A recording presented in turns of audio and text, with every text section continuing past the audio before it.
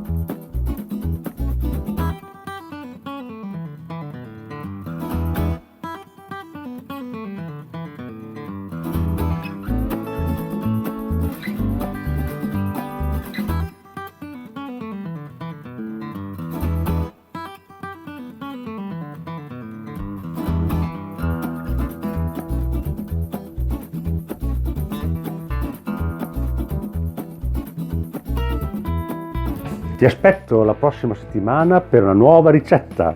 Non dimenticarti di iscriverti. Ciao!